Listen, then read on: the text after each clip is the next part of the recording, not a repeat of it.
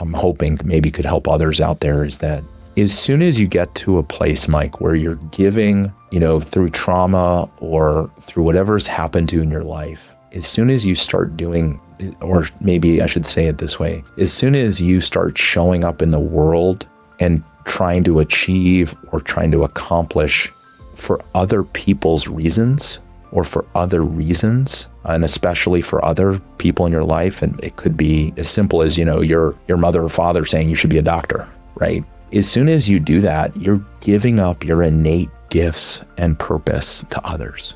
And I think the place I am now is I will never do that again. Why on earth would I give those gifts up to anybody else? They're mine, and I've curated them, and I've been through the suffering and the loss and the journey, and all those things make me me. And you're sitting here telling me I should give those up to get the approvals of others? No way. I want to show up and give to the world in the best way I can.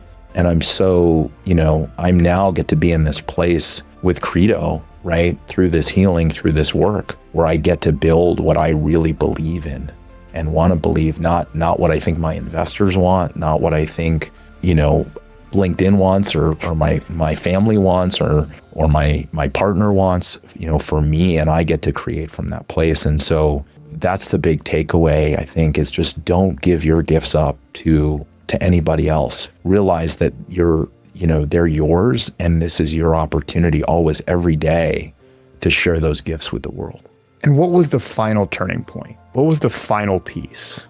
I mean, I would say that the piece that stands out for me is I had to ask myself this question at some point is, how do I let the fire burn within without the desire to win? I had to ask that really deep, fundamental question of like, wait a second, if I give up on this people-pleasing thing, if I give up on these outcomes, what's my fire? How does it burn? How could it burn? There's nothing to burn. It's this sort of empty thing because all I know how to do is build the fire from a place of wanting to win more than anything else and prove to the world that I'm enough.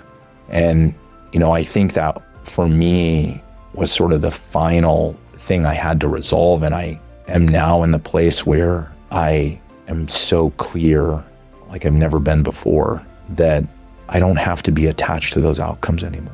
I get to just be in this place of creation and purpose for me and my gifts. And that's the thing that I, think about now every day and get to share with the world. And it's such a big open place when you're in this mindset. And I encourage others to pursue it, right? Which is, find your values, find your boundaries, find your faith, and live from that place every day and curate from there, right? And when you do that, you can get to this place after peeling back a lot where you start to let go of the outcome. If you think about, I think, Mike, one way to look at this is like, if you think about any great artist or great musician, do you think they at all were interested in the outcome? Like if you see them on stage, if you think about your favorite artist playing, I don't think you'd sit there and say, boy, that person was really into the outcome. They were trying to make that crowd real happy. I mean, you'd just say, no way. You would say, man, they are creating from a place of sharing their gifts with the world. Pure joy, right? Unattached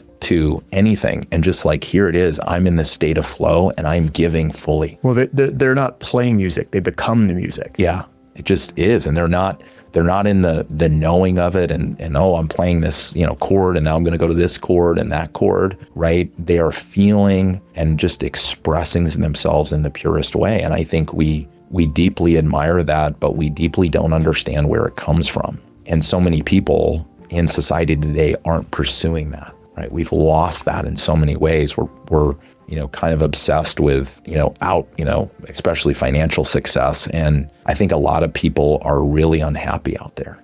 I mean, I think a lot of people are really in this state of, hey, I did all the things, right? I checked all the boxes. I did the career that my parents told me to do. I started the company, from where to prove to the world that I'm capable and I can do this. And, I get all this fame, or, I'm going to work 100-hour weeks and be miserable, but I'm going to make a ton of money, right? None of those things really relate back to what you and I are talking about, which is really showing up in this pure place and wanting to share your gifts with the world and be unattached to the outcome. of whatever that is. So what is it like to inhabit that place now, given where you've been? Building from the darkness, deeply suffering, giving everything, and still being asked to leave and told you're no longer needed here. Help me understand the contrast. Like what does it feel like now to do what you're doing? Well, I think what ends up happening is you end up in this very creative place, honestly, because, if you think about like a people pleaser, Mike, you end up in this place where you're always kind of caveating yourself and catching yourself and sort of ruminating on, oh, wait, what's this person going to think? And what's going to be the outcome here? Or what will my investors think? Or how will people perceive this? And the joy I get to have every day now is going into work and working with my team and sharing with them my vision of what I want in the world. And I think, at Credo, we're really working on this thing where we want every doctor to have a co-pilot next to them to help them better care and take care of patients. And I think we're in this moment of time where AI is clearly showing that it can better take care of patients than really doctors can. And every single study I see is that we're on that trajectory or even past that trajectory of where AI will be better at diagnosing and treating patients. We still deem doctors to be guides, but, we've asked doctors for, the beginning of time to kind of be like gods, right? They have to know, every piece of medical knowledge and, they have to just know everything to kind of treat a patient, well. And if you think about like our world, we get about 1,000 pages of medical history on every patient we touch today. There's no way a human can even hold that in their head, right? That is like an impossibility. If I hey, memorize 1,000 pages of something. And that's for one patient. That's one patient. And so, it's this untenable thing. And I think the thing that, I would say that's so different for me is my determination in that I believe we're in this moment of AI where we can move from sick care to healthcare. And everybody knows how broken healthcare is and the whole system and going through it. And, what I would say, Mike, is that, and I've had some health challenges lately and they've been difficult and I've had to go live in the system of healthcare. And it's made me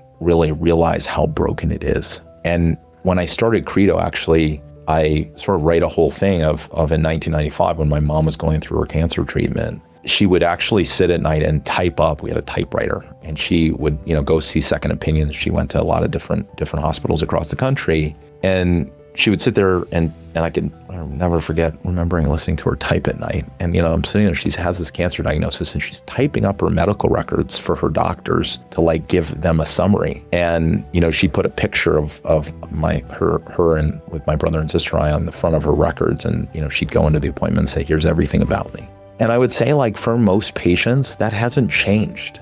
And that was 1995. And it's kind of that was a big impetus for me to start Credo. And I think that, I've gone now to this place and, with what's happened recently with my health and facing that head on, I've come to this realization that I want to build this for me. And, yes, what my mom went through was really hard and I want to honor her memory always. But when you have to live through it yourself and you see how broken this system is and how much we need to change it and make it better, I know now that this is my opportunity to do it for me and not for anybody else, not even my mom. And to come from that place, I have never felt so empowered and so happy to be able to show up in the world in this way and share my gifts in this way and know that we can make an incredible impact and really just change healthcare for the better. And like I said, move from a system of sick care to true healthcare where we have AI supporting doctors in every decision and really healing people. And I don't even think we talk about it anymore. What the true job of a doctor is to do is to heal people. And I think we're on that precipice with what's happening with technology right now. And that's what I'm so determined to bring to the world. And what I found is that I'm enough.